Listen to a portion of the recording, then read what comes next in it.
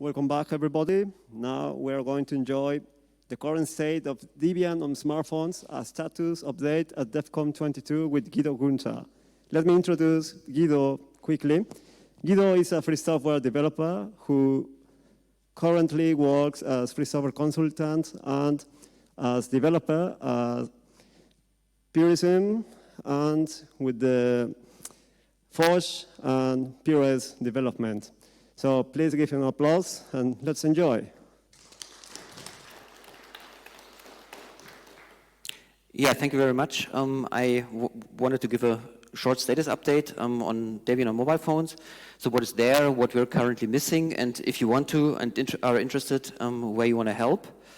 I'll do that basically in two steps. I want to do some first introduction and motivation, kind of like why having Debian on a mobile device might make sense and why not just reuse Android or iOS. Then say some words about the state in Debian. And to that, I skipped the introduction because Jonathan did that already. Thank you very much. And we'll just go to the phone part right away. So why does it make sense to have Debian on mobile devices? So we have very high standards about software freedom when it comes to our laptops and our servers, but for very odd reasons and things we aren't that in particular cognizant about these kind of things on our mobile devices. So we carry binary blobs and all these kind of things every day for everyday usage. And that would actually be nice to get rid of. It would also allow us to know where our data goes, because we are very picky about that Debian, that no unnecessary information is sent out to servers and not even to Debian servers. So we kind of like try to restrict that as much as possible. We would get proper security updates because we have mechanisms for these in place that support it over many, many years. We also have the LTS project, which does that for even longer, so that would be also nice to have. And we are also, as a project, quite proud on our high-quality packaging usually, so having that on our mobile devices would also be a good thing. If you look at the sales numbers for PCs and laptops and phones, you see that every year about 5 times as many phones are sold compared to laptops. So if we want to be true to our universal operating system logo, which we print on our webpage, then I think missing out on mobile devices would be sad. So let's try to have it on those.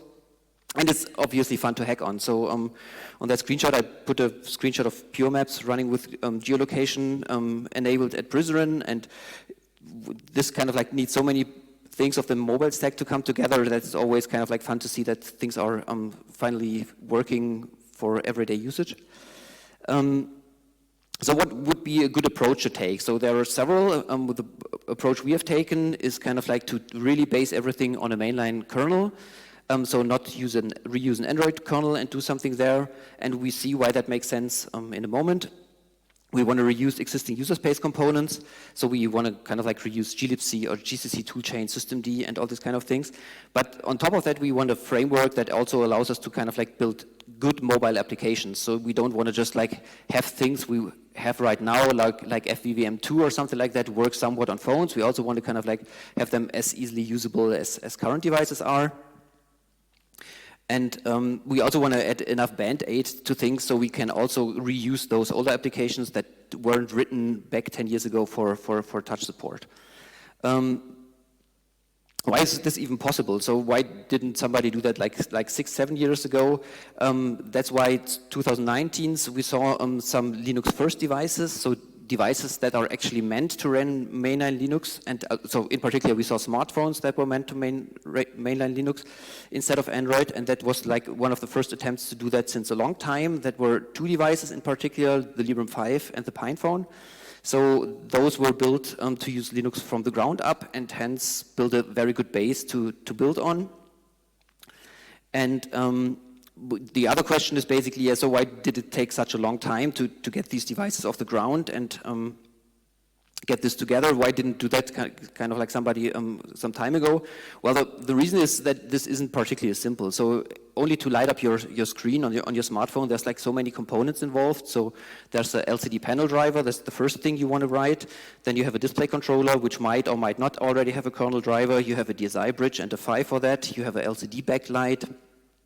Which you need to power, then you have regulators for that, and one of the most complex components, you have a GPU, which you need a driver for, and that needs to be a free driver, and it needs to have proper Mesa support. For the Librem 5, we were able to build that, to base that on the EtnaViv project, which is like part of Mesa and the kernel since some time, and so that could be used. But even if you have that, then for a phone, you still need a touch controller, camera, sensors, CSI for that, the power management IC, the charge controller, USB, USB-C, USB power delivery, all the sensors, accelerometer, compass, proximity, ambient, eMMC card, SD card reader. So that's all things we take very much for granted when we carry an Android phone, but it's all stuff that needs to be written and or integrated into the Linux kernel. So, and the good thing, and we need good power management for that stuff. So otherwise, it's the battery will be empty pretty quickly.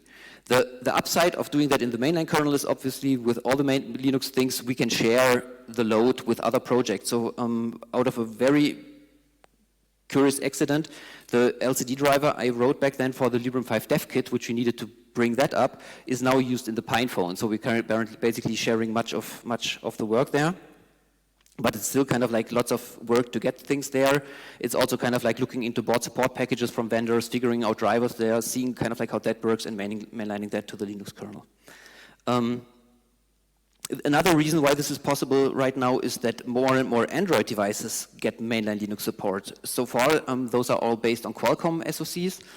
And some devices that already have quite good support are the OnePlus 6 6T, the Pocophone F1, the Shift phone is gaining support, the Fairphone 4 is gaining support, there's work in progress for the Google Pixel 3, so we not only have like Linux first devices that are well supported by Linux mainline, or I give some details in a second, but also kind of like Android devices which are getting better and better support running mainline Linux. So, and why do I think that could work out this time? So there were previous approaches to try to get Linux onto mobile devices. One there is the OpenMoko FreeRunner that I have a picture of there. Then there's the N900. And I think the difference today towards these projects is kind of like that those were very, very different stacks and communities with little overlap with distributions like Debian. So we never had kind of like support for the N900 out of the box in Debian. But as a side note, N900 support in the kernel is still being built in, so there's still people working on it. So I think that the difference today is we have very broad device support. We never had that. We never had like 5 or 6 different devices from different vendors that were able to build a Linux mainline or very, very close to mainline kernel.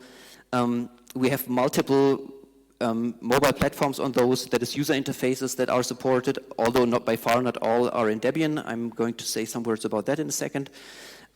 General purpose distributions like Debian or universal operating systems, which I think is the nicer term, are gaining better and better support for these kind of things. And we have very good collaboration between distributions this time. A shootout, I think, goes to PostmarketOS, which really do very groundbreaking work in that area. The other thing I think which is very nice with that approach is we can all use the tools we are so familiar with from our desktop and the servers like Perf, Wireshark, and other stuff that has been mentioned over the days here.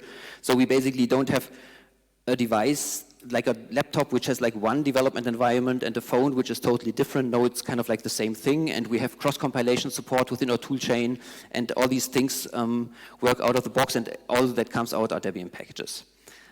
So what have been an alternative approach? So an alternative approach would have been to take an Android kernel, then put some emulation layer on top, reusing some Android components, which is done by projects like Halium and libhybris, which would have had the immediate advantage that we get very, very broad device support, because every mobile phone vendor nowadays needs to support Android, so there would be a kernel right away. The problem with this approach is there is no single Android kernel. If you look at the Linet project, they are maintaining way over 300 different kernel trees, or having way over different kernel trees. And also, even if we have these kernels, all the user space blobs and the proprietary graphics drivers and the kernel modules, the proprietary ones, don't magically just go away. And we would still be bound to vendor support, couldn't fix things reasonably in these 300 kernels. And the other thing is, if you look at the difference of a OnePlus Android tree to a Linux kernel tree, you very much see that Android is very, very far away from mainline. This is like 5 million lines of diff that would need to be looked at.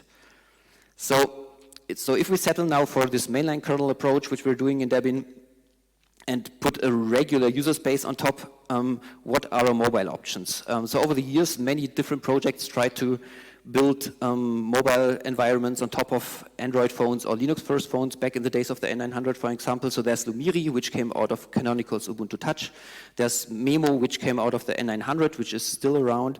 There's Fosh, which is GNOME-based, which I'm going to talk a little bit more about in a second, because we have that in Debian already. There's Plasma Mobile by the KDE project, and there's Suckless by basically like the PinePhone, which came out of the PinePhone community, which uses Sway as the display manager and as the Wayland compositor, sorry, and which basically sticks to the do one thing and do it well Unix philosophy, and just combines many parts to build a mobile environment. So how does Fosh work? It uses Fosh as the graphical shell. It's basically the name of a GTK-based shell that provides user interface components. Besides that, it's pretty much a regular GNOME session, so it's using GNOME session daemon, GNOME session itself, systemd, and other things. And then the application side is basically covered by GNOME itself, which has two very nice new libraries, or not so new anymore, but they're very, very useful. One is libhandy. This is the GTK3 base part, and then there's the GTK4 part, which is libadwaita, and those are able to make it reasonable effort to build applications that work on broad screens like laptops and also work on mobile devices. We call that adaptive, and I'm going to give an example of that in a second. We also added some Band-Aid for older applications that don't know about portrait screens, that have a very, very limited resolution, and which probably never cared about touch input, and all of the above is already packaged in Debian. So if you're interested in the more details of that, I gave a talk at DebConf 20 regarding this, which has more user space details. I just give like some examples here how that looks nowadays. So this is an application that uses libadwaita to use the full screen width in desktop mode. That's the lower picture of the two. So you see it uses two panes. The left pane is basically the navigation pane. The right pane has then the settings you can do with that application. And you see that in mobile mode, it basically just shrinks to a single pane, and you would basically swipe forward and swipe back to get to these panes. And even in desktop mode, if you just make the application small enough, it will switch that mode. So that allows basically for applications that work reasonably well on desktop and reasonably well on the mobile side. So we don't have to develop all application 2 times.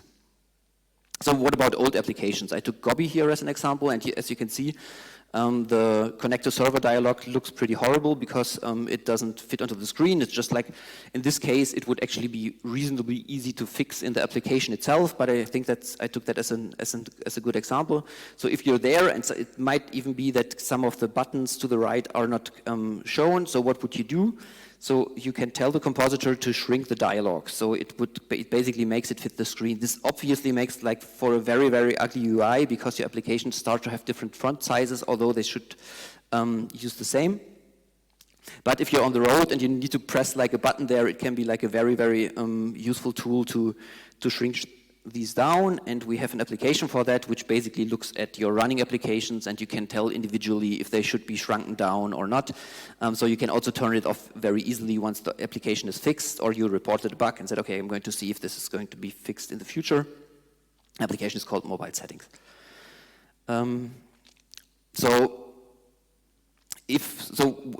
Assuming we have devices like the PinePhone and the Librem 5 that have reasonably support in the kernel for the different sensors and all these kind of things, so what can you expect to work what can you expect that would work with these devices?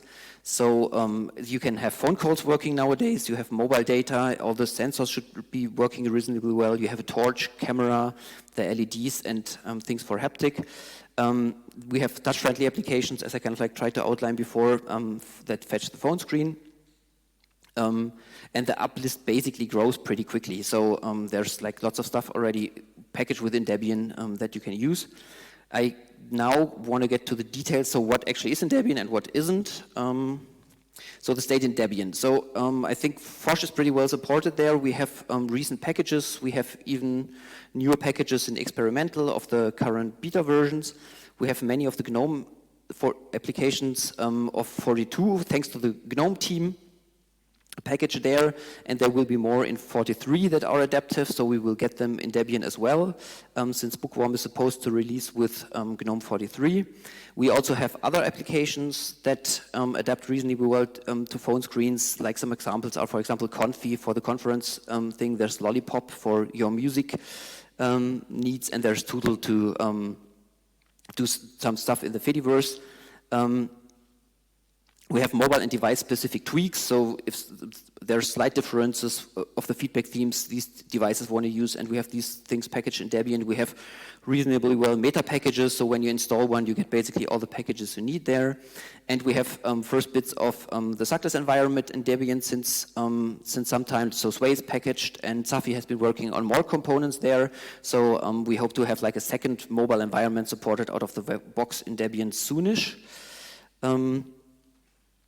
So what is to do? There isn't only gold so far, so there are some applications that have not yet mainlineable patches. One example is Nautilus, the file manager. There are patches there, but they are not mainline in GNOME and hence are not in Debian, since it would break it could break the desktop mode, so we cannot just submit them. There are still some toolkit-specific patches, so for GTK3, there are some, but there are way less for GTK4 because libadwaita does way more of the job there and is way more complete in that regard than GTK3, just because it's way more recent. And Alexandra and the libadwaita team did a great job there to get the bits in there. I think I predicted in the past that the GTK3 patches will be mainlined. At that point, I'm not that optimistic about that anymore, but since applications are switching to GTK4 that quickly, it might not matter that much because the libadwaita side is really enhancing very, very quickly, and applications are being ported to that.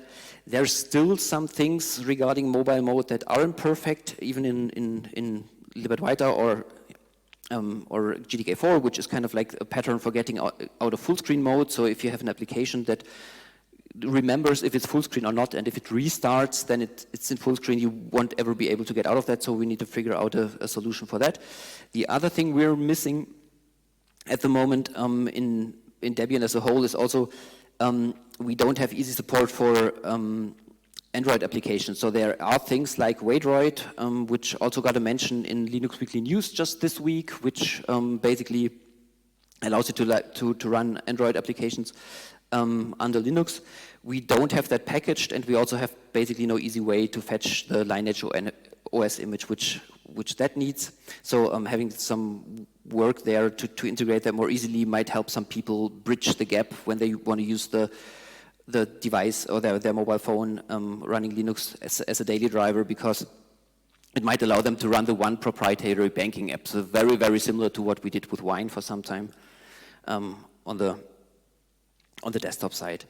So regarding kernel support, so which devices can work out of the box on Debian, that's not so great at the moment. So I added support for the Librem 5 dev kit for 5.15, but since it's a dev kit, it doesn't really count because it's kind of like it's a PCB you wouldn't hold to your ear and you can't put into your pocket. For the Librem 5, the PinePhone, as well as the PinePhone Pro, we still need to mainline some more patches to make it work out of the box, but the OnePlus devices like the 6 and 6T should have reasonable mainline support, so they should boot up, they should be able to display something and have some basic functionality. There's still some stuff missing, I think the haptic sensor and other things, but that could be a good base to get initial phones working out of the box. So that I think at the moment first need some kconfig work to be sure kind of like all the options are enabled, and then somebody trying it out if it works. Similar for the Google Pixel 3, but there's still some patches missing which are bound to be part of 5.20, and then this could be also a device which we could enable by default in the Debian kernels and then have that boot. Another larger gap we still have is installer and flashable images. So we don't build these at the moment. Henri started some work using DBoS back then and Calamares, but I think that it has stalled at the moment, and somebody picking that up, that would actually be great, because that is not something we do at the moment. So since we have some gaps on the Debian side, what could you do to run on your mobile phone, which is probably from the list I mentioned before, right away? So first of all, there's the Mobian project. That's one of the derivatives that compensates for the things I've mentioned. So it basically carries the device-specific kernels. It carries also UCM configs for sound output. It has the installer images, and it contains the packages with a non-mainlineable patches I mentioned before. So that's basically the bridge until we mainlined enough stuff. The same is true for PureOS, which is targeted at the Librem 5 phone only, and well, other Purism devices, but like on the phone side only on the Librem 5, where we usually do the packaging in Debian first and then do the backport into PureOS. So we share that load with Debian and the Mobian project. So regarding everyday usability, if you use one of these downstreams, so there are people in Debian that only use a Debian derivative running phones since many, many months, if not years. So I switched in 2020. I carried a turned-off N900 for a very, very long time in my pockets to be sure to, if something fails, have a fallback. But since that never happened, I dropped that more than a year ago. So that should be possible. I think we can start to drop the can it do phone calls joke, because that basically works out of the box nowadays. And I would rather replace that with do you carry a power bank, because you usually can identify people using Linux mobile phones by carrying a phone and a power bank in the same hand. So we have still some work there. So if you kind of like rely on very long battery usage, then probably you want to wait a little. So I would say it's basically moving from somewhat work to fun to use in many aspects. So we're also, the shell is getting features where you can your bus tickets on the screen to show to the bus drivers and these kind of things. And I think the most important thing, I think many of the devices can work as hackable devices right away. So if you want to work on something and don't rely on it for daily usage, then I think it would be a great point in time to start. What are other gaps for daily usage? One thing is photos. So there's a very nice camera app called Megapixels, and the developers there really figured out all the details that need to be taken into account when you take photos with like sensors of mobile cameras and the CSI stack with the debayering and all this kind of stuff, and the post-processing. But what we actually at the moment lack is like the software stack that does the autofocus, auto-exposure thing. So you basically take your camera and point at it. Currently, you kind of like regulate the sliders by hand. So it's geeky, but it's kind of like takes a little bit more time to make good photos. I mentioned good battery life already. The other thing which might be a gap, depending on your peer groups, is instant messaging diversity. So we have good support, I think, for XMPP and also for Matrix. But other things like Signal and Telegram, not to mention WhatsApp, are obviously still to be done. Some people help themselves along using the desktop clients. That works somewhat, but isn't great. So we need some native apps there as well. And there's also some gaps in VoLTE setup. So more and more carriers are requiring to turn this on, and it is possible using some AT commands, but it's kind of like not very end user friendly at the moment. The other thing is you can use it as a PC in your pocket. So for example, you can run talks here with your phone, so you don't need to carry a laptop. That might be a nice thing.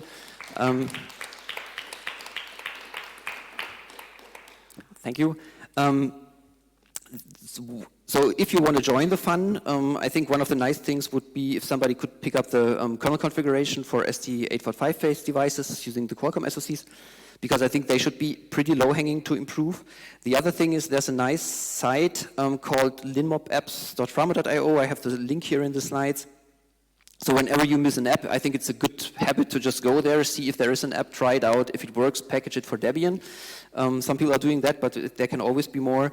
And the other thing is obviously to bring other mobile environments to Debian. As I said, there has been work done on SXMO. There has recently some more work done to get Plasma Mobile to work, which is hopefully ongoing. I think Lumiri is stalled, unfortunately, and I have no information regarding Memo. So kind of like having more options in Debian would actually be a very cool thing. Yeah, maybe as a summary, I think Debian on mobile devices is improving quickly. Depending on your use case, one of the downstream distributions might already be, or you might already be able to replace your current phone. Having out of the box support in Bookworm +1 looks feasible. I thought we might have the first devices in Bookworm, but I think like given the current state of installer and kernel, that might slip for another release. And it would obviously be very nice to have other mobile platforms supported out of the box, like SXMO, KD Plasma, or Lumiri. I put some links here in the slides of stuff I mentioned, so in case you grab those, you can basically follow along. Since this work builds on so many other people's work, and and this is the Debian conference, I'd really like to thank the AMD 64 porters in Debian, the kernel team, the GNOME team, which we kind of like base our work on with so many packages, and the other members of the Debian on mobile team for the nice working together. And if you want to contact me, you can reach me right here, and that's already the end of my talk.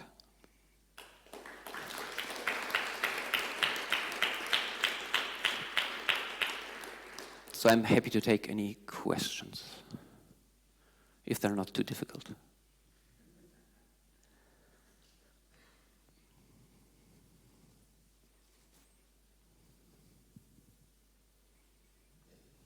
Hi, thanks for your work on this. My question is so you mentioned power management a few times. Is there someone working on it, and can we expect it in which time frame should we expect it? Well, that depends, always really depends a little bit on the device. So I can say that somebody is working on it for the Librem 5. One of the bigger gains is, so what we currently do is we, by default, we don't suspend the device. So the CPU, so to say, stays on, but the DRAM is clocked down and other things. And really suspending would go a long way there, and maybe make it really like better usable, or I'm pretty sure it will make it better usable. The thing is that this kind of like has some issues still on the kernel side, and you also need to figure out lots of user space things, kind of like we have a solution for alarms now, which still need to be integrated, so because you don't want to miss your daily alarm. But there are other things like ongoing TCP connections and these kind of things which still need to be sorted out. But there are people working on it. That's the good news. I don't know about other devices. So something I will be very interested to see is kind of like how well it will work with the Qualcomm SoCs, because they are basically very much made for this mobile thing. So as the more we get of that supported, I think we can see good battery lifetimes with those devices. Yeah. So to summarize, maybe there is work being done, but I don't want to give like an ETA. It also maybe depends kind of like what is bearable for you. If is 24 hours enough? Do you need kind of like 48? I think that's I think 4 or 3 days is likely very far off, but I think 24 hours are within reach. So I didn't say that. I kind of like yesterday when I went to the day trip, I took it fully charged, and when I came back, I still had 30% of battery and could then charge. If that is enough, it might already be a thing, but I didn't use it very much during the day. So, and I had the shortest day trip. So. I have a Pine phone, and I'm really happy you said you've been using yours like as a main driver. I have like sometimes I try to find support. Like I have a question or something I have to share with someone, and there's a lot of different groups, chats. It's overwhelming. So, where would you say would be the best channel for us to like share and get together and talk about it or find support? Are you running Mobian on it? Yeah. So I think the Mobian channels are pretty responsive. That I think would be the best thing to go. I mentioned like the cross distro work, and that also boils down to like really people from different distributions reading other distributions' channels. So it's not like these are very separate communities. So I think kind of like the Mobian channel, and maybe if it's like a little bit more specific, filing a bug with Mobian and then ending up in the Mobian development channel might be the right thing. And another thing I forgot to mention is that Mobian recently moved all its packaging repositories from like a custom GitLab instance to Debian Salsa, so things are really going closer together there. And so I think also bug reports are being read by more people. Hey, thanks for your talk. One of the things that I wanted to address, you already did regarding the different channels. So Mobian channel on IRC or Matrix is the way to go. And I've also wanted to share a little anecdote regarding battery lifetime. I was on the long day trip, and so I'm using it with Suspend, and I did take a couple of pictures, and that also lasted me the whole day. But my question that I wanted to ask is, since you're daily driving it for some time now, what are the applications that you use the most, and what are you currently missing the most? So what I use the most is definitely like I want to differentiate. So the ones I mostly rely on are those receiving SMS and phone calls, because these are everybody's fallback if nothing else works. Also like Chatty, which also does XMPP and is bound to do Matrix in the near future, is one of the things I also intend to use for other protocols or are testing with other protocols. Let me check my list. I've always been a Maps user, like for looking at OpenStreetMap. I recently switched there from the GNOME Maps application to Pure Maps, which isn't packaged in Debian at the moment. This is an application, so the Pure does nothing have to do with the Pure that often reflects Empirism product. It's from the SafishOS project. And that's something I'm obviously using the camera application here and there. I'm a very frequent Confi user during the last days. I used the Tootle application for Mastodon quite a lot. I use the shell quite a lot. I use Firefox. What else?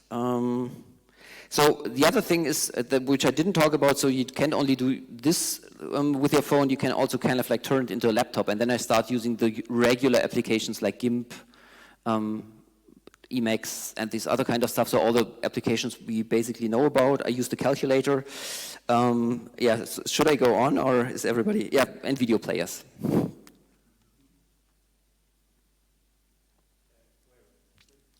Question from IRC.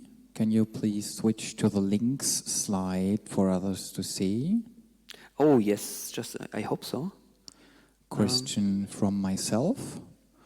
The typical Android phone is updated as a single image update. And the typical Debian installation is upgraded package by package. Which one do you think is better for mobile phones and which one is used more often? And if you go by image updates, what kind of technologies have you used, tried, recommended, or whatever, Rauk or like OS3, or do you have any experience around that? Yeah, so at the moment we're really using package-based updates like any other Debian system.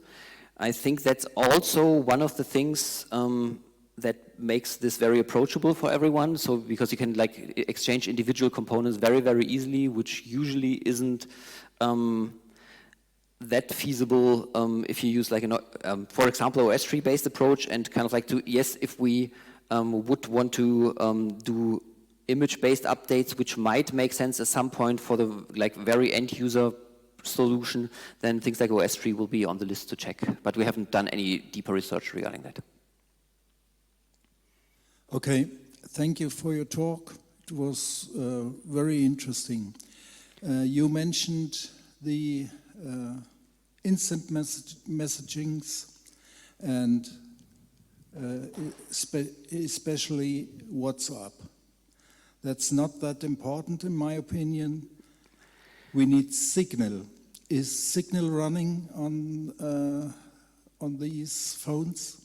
So I mentioned Signal as well, just to my defense. Okay. I also kind of like noticed that many people are using Signal. I'm not using it myself. I think people are trying to use the desktop client, but as far as I know, you still need a mobile phone with a phone number to do that. So, and there's also people working on native applications, but I haven't checked them yet. So there is progress in that area, definitely, but I wouldn't call it working yet, like in the sense that it's like a non-hacky solution. If anybody has other news, then let me know, because it really comes up very often.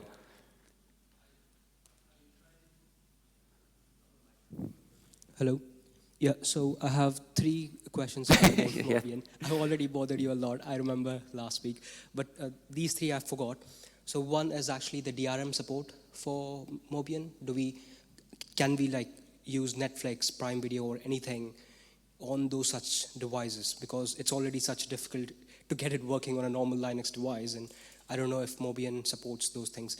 Number 2 is actually the banking apps. Yeah. Like most of the applications where you need to send or receive cash directly. So have you worked on those things? Like, does it work?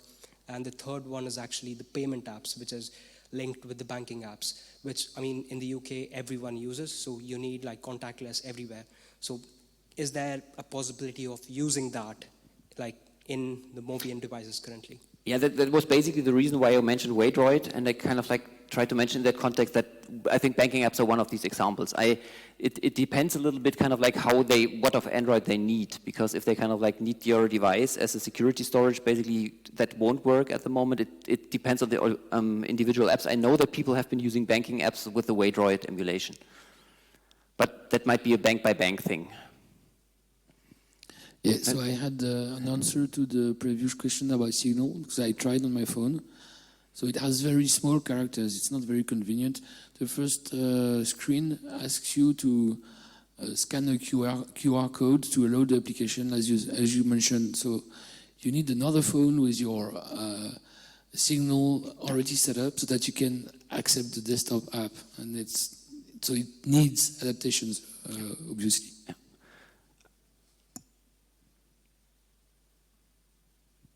Okay. I think I didn't answer all your questions yet. So can you repeat the first one? I missed the...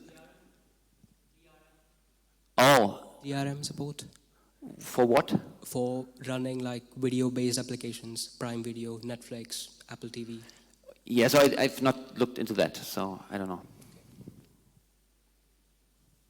Okay, so first of all, thank you very much, Guido, for all your efforts and your wonderful work on Debian on mobile. And well, regarding to the questions about the bankings, my suggestions are that if you want to use this kind of applications, you should write to the bank. Even if you are only one user, they should not. And now we are people using Linux on smartphones, and they need to take care about this because soon we will be more. And also, I want to share that if you have got Pine 64, currently it is really nice working with the last images of the installer. Well, not the really last, but if you use the 29th, 5th of May 2022, it is installed successfully and everything works as you expect. Or you can run it from the SD card using this work with the latest of July. And yes, I invite everybody to buy a Pine phone or a Librem 5 and to use Mobian. And yes, I think this is everything. Another quick remark for the banking apps. There is an application that is using the FinTS standard. I only have an ITP and I still need to package it. So maybe that's an option for someone.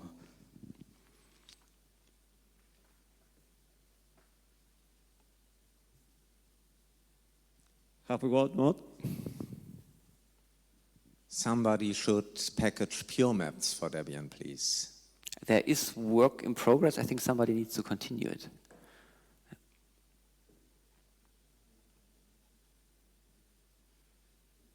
Does someone else has more questions?